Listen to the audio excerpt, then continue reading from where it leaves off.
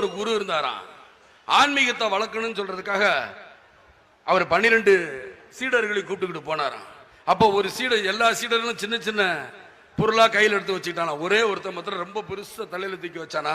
குரு பார்த்து சிரிச்சானா. எல்லா சீடர்களும் கிண்டல் பண்ணானா, ஏன்டா நாங்களே இவ்வளவு சிறுசா எடுத்து நீ ஏன்டா இவ்வளவு பெருசா எடுத்துக்கிட்டேன்னு. ஆனா தூக்கி வச்சதுன்னா எல்லாமே சாப்பாடு போட்டணும். அந்த சாப்பாடு போட்டதை தூக்கிட்டு அவன் வந்திருக்கான். காலையில எல்லாம் சுற்றுப்பயணம் முடிச்சுட்டு மத்தியானம் உட்காந்துருக்காங்க. சாப்பிட பாதி பொட்டணத்தை கொடுத்தான், ராத்திரி கொடுத்துட்டான். மறுநாள் காலையிலேயும் மீதி உள்ளதை கொடுத்துட்டு ஹாயா இருந்தான். அப்ப சீடர் சொன்னாரு, பாருங்க நீங்க எதையுமே எடுக்கும் பொழுது கஷ்டம் கஷ்டம்னு நினைச்சு தூக்காம போட்டீங்க.